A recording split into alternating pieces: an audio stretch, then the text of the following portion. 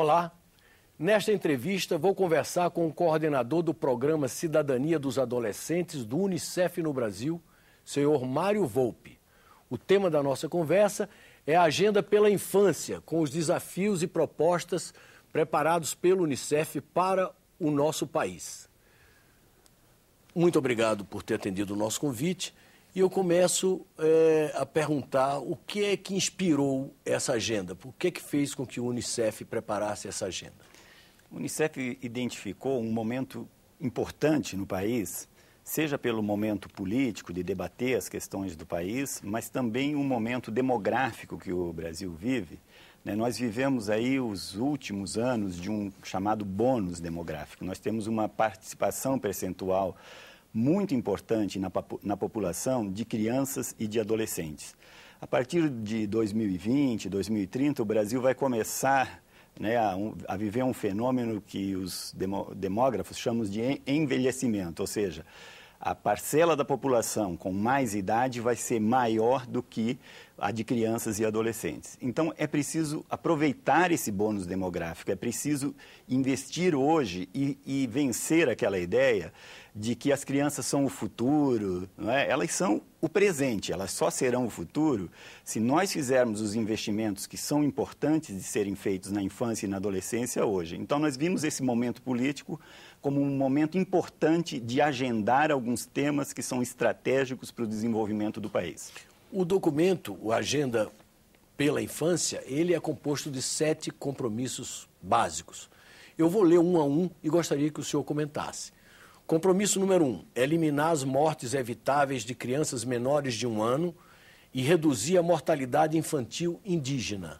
O que o senhor comentaria sobre isso? Esse é um objetivo fundamental para garantir essa pluralidade, essa diversidade de etnias que o país tem, que é a característica do Brasil.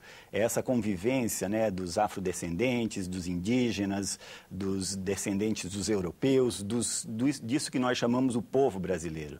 E a mortalidade infantil, por muitos anos, afetou a sobrevivência das crianças e teve uma queda extraordinária nos últimos 20 anos. Então, o Brasil foi um dos países que mais reduziu a mortalidade infantil. Quando você olha para as médias nacionais, mas quando você olha para algumas populações específicas, como a população indígena, você vê que uma criança indígena ela tem 3 vezes mais risco de morrer antes de completar 1 ano de idade do que a média das crianças do país, das demais crianças do país. Então, isso mostra que existe uma discriminação aí do ponto de vista das políticas públicas que não estão prestando atenção na qualidade do atendimento pré-natal, do atendimento ao parto, do atendimento aos primeiros dias de vida das crianças indígenas. Então, é preciso recuperar esse conhecimento todo que o Brasil tem para reduzir mortalidade infantil e aplicá-lo nas comunidades indígenas, aplicá-lo para as crianças indígenas para garantir uma equidade no tratamento das crianças nos primeiros anos de vida. Nós conseguimos superar, o Brasil está conseguindo vencer a mortalidade infantil naquelas causas chamadas evitáveis, que são basicamente doenças respiratórias e diarreias. Então, nós precisamos que esse conhecimento seja também levado para essas crianças. Compromisso número 2, garantir que cada criança e cada adolescente de 4 a 17 anos tenham acesso a escolas públicas inclusivas e de qualidade, aprendendo na idade certa os conhecimentos correspondentes a cada ciclo de vida. Esse é um agendamento importante, porque em 2009 o Brasil modificou a sua Constituição, assegurou que a educação é obrigatória e gratuita para todas as crianças de 4 e até a adolescência aos 17 anos.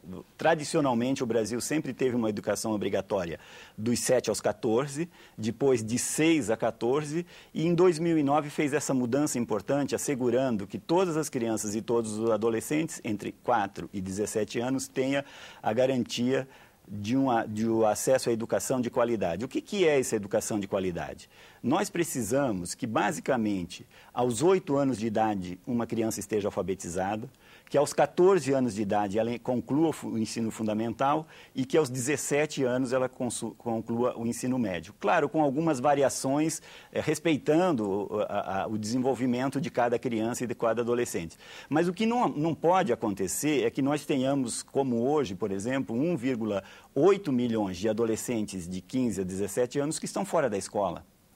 Ou um grupo muito grande deles que ainda está retido no ensino fundamental porque reprovou muitas vezes.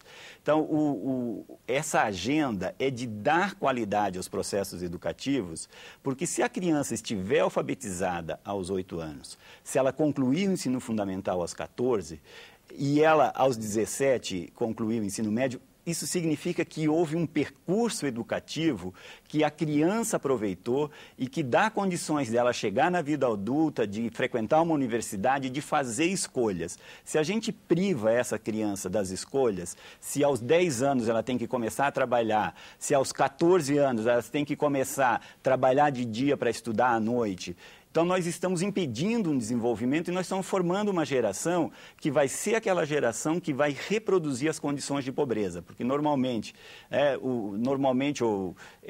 ao longo da vida, nós temos observado, né, que as crianças mais pobres, com baixa escolaridade, são as meninas que vão engravidar precocemente, são os meninos que vão entrar num trabalho precário e essa família... E os filhos vão ter as mesmas dificuldades. Os filhos vão ter as mesmas dificuldades. Então, aqui esse talvez seja um dos grandes temas estratégicos para ser discutidos nessa campanha, para ser discutidos com o país em todos os momentos da vida do país.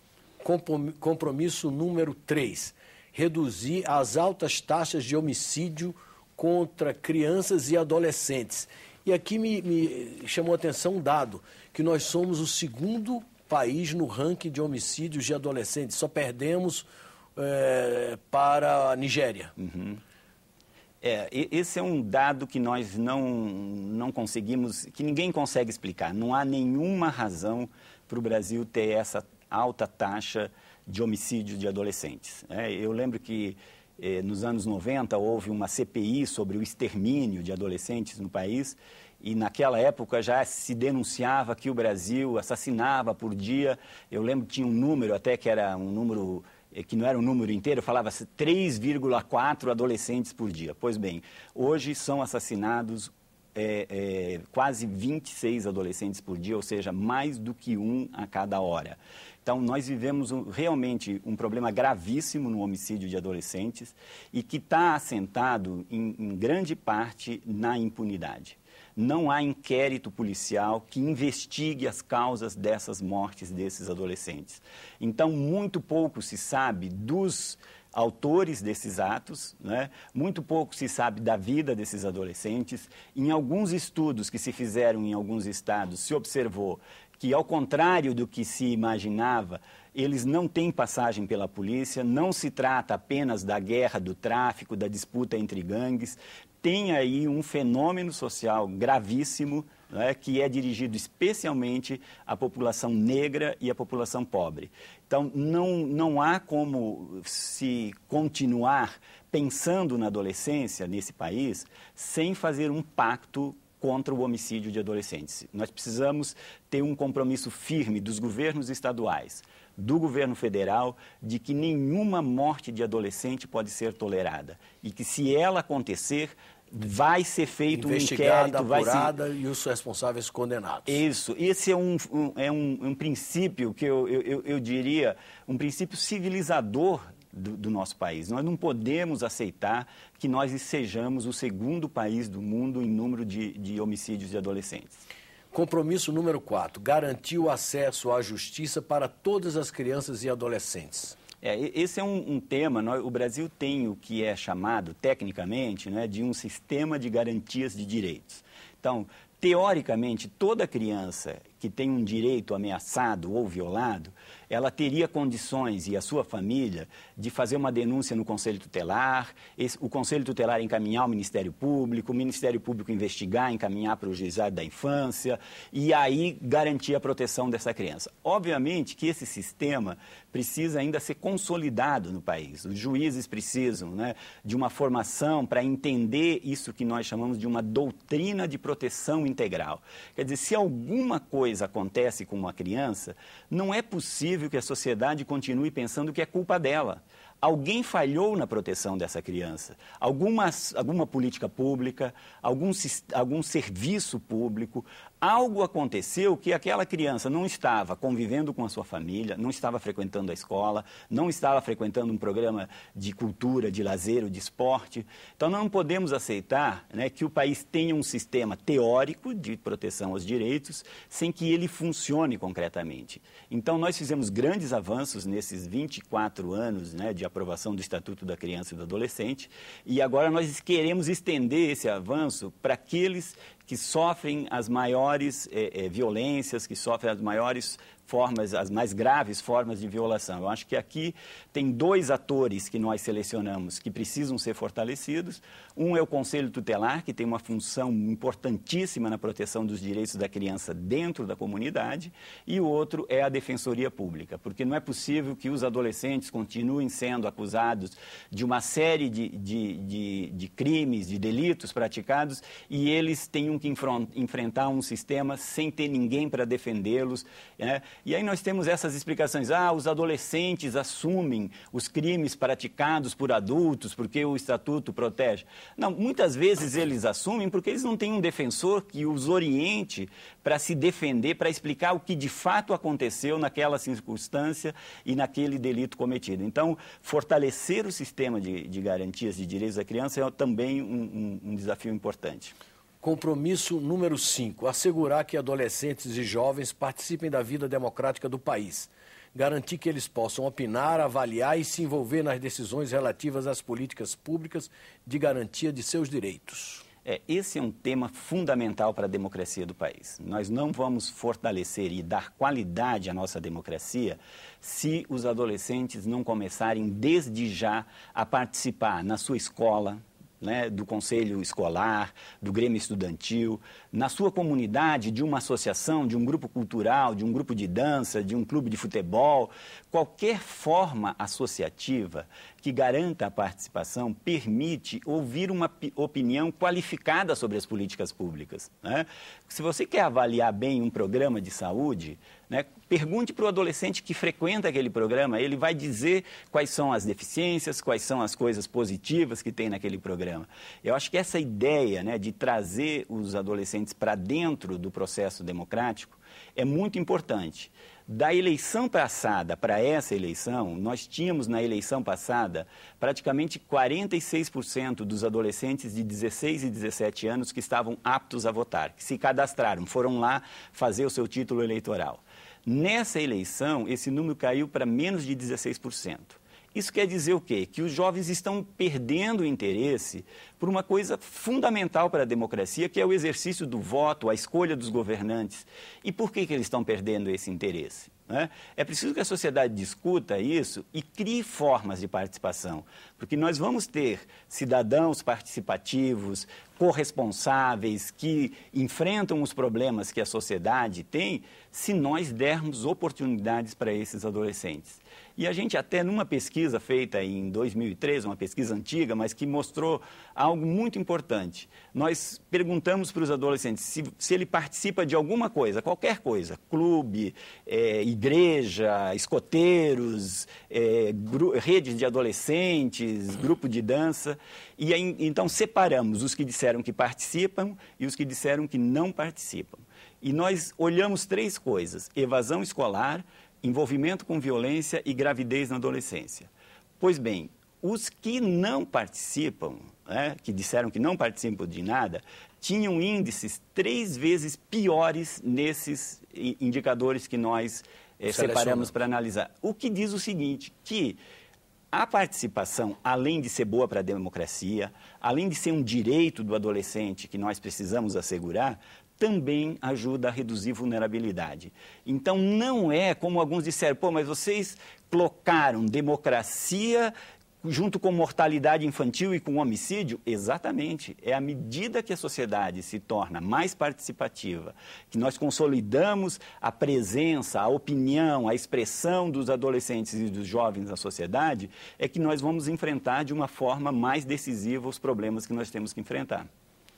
Compromisso número 6, reduzir o número de cesáreas desnecessárias com campanhas de sensibilização dos pais, das famílias e dos profissionais de saúde. Esse é um daqueles desafios, né, que leva a discutir um pouco, por um lado, uma certa, que a gente poderia chamar uma certa mercantilização, né, da saúde humana. Por um outro lado, discutir a importância de reconhecer que quando uma cirurgia cesariana é necessária, ela salva vidas. Então, nós temos que ficar entre esses dois extremos. Tem que haver um critério. Tem que haver um critério e existem critérios. A Organização Mundial da Saúde deixa muito claro esses critérios, né? É quando representa algum risco para a criança ou para a mãe, mas ela não pode ser no nível que está sendo praticada no Brasil, porque o Brasil... Totalmente, comparativamente com outros países, não chega nem perto dos indicadores dos outros. O Brasil está disparado, né? O que mostra que nós não temos, obviamente, uma compleição física no desenvolvimento humano diferente das outras pessoas. Os partos no Brasil não apresentam maior risco que nos outros países, né?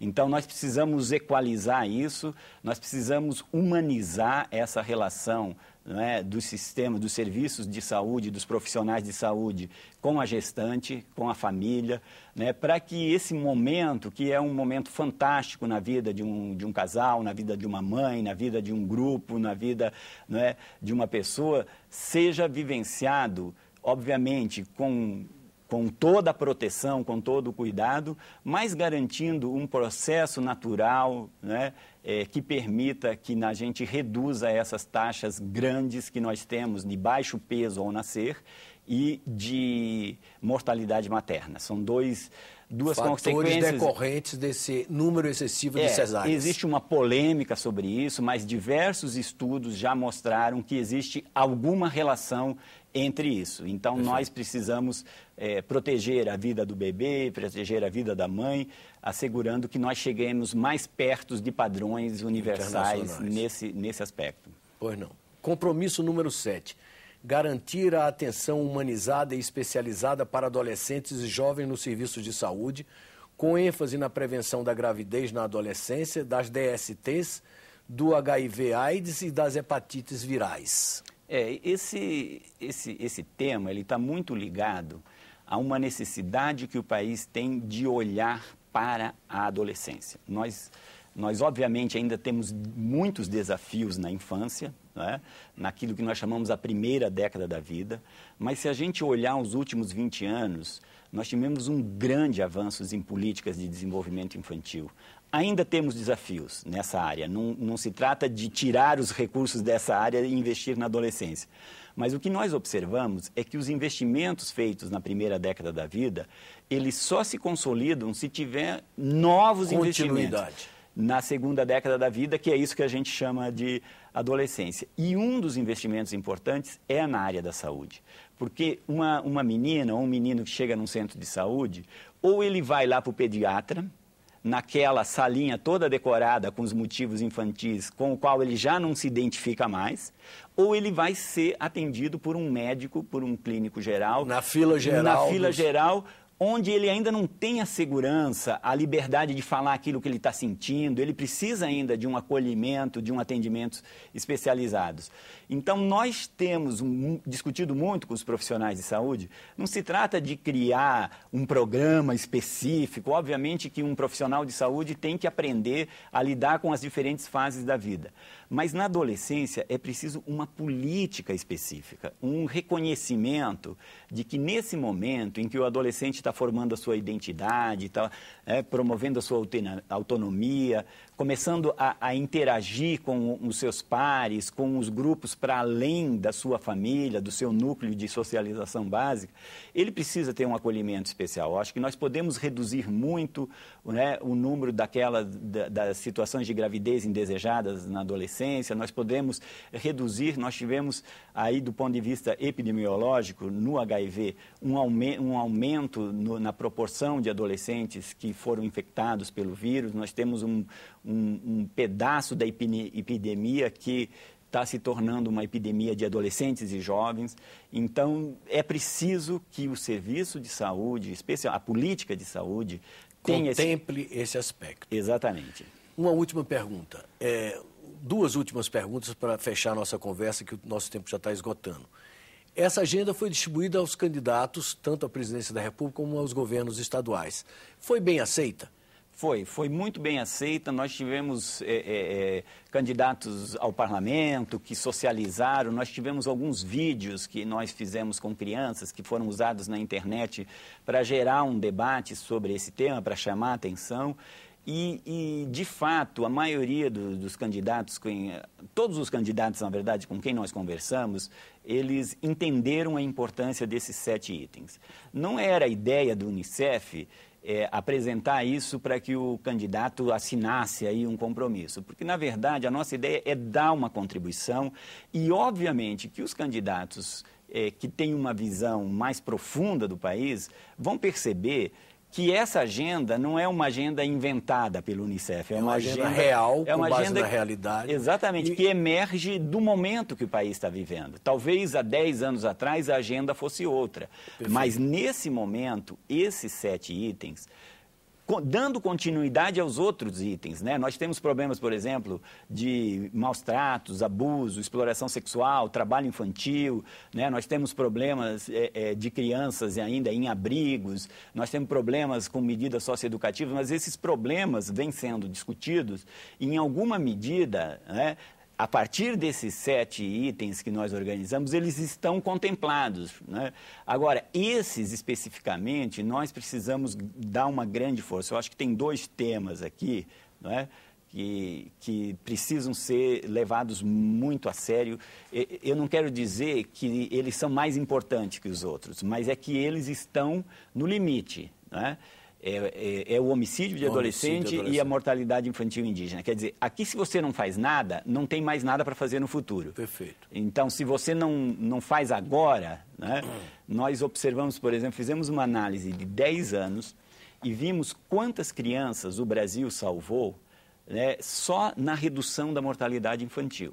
E chegamos a 26 mil crianças num período de 10 anos, que só com a redução do índice, além das outras que já, né, sobreviveram. Então, 26 mil crianças salvas em 10 anos, a mais das que vinham sendo salvas, e no mesmo período, 80 mil adolescentes foram assassinados.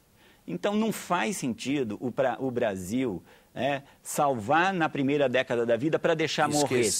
Tem que proteger nas 2 décadas da vida. Esse é o grande desafio que a gente quer trazer para o país. Quero agradecer a gentileza de ter aceitado o nosso convite e gostaria de lembrar aos nossos telespectadores o número do Alô Senado, 0800 61 2211, e o nosso endereço na internet, www.senado.leg.br/TV. Obrigado por sua audiência e até um próximo Cidadania aqui na TV Senado.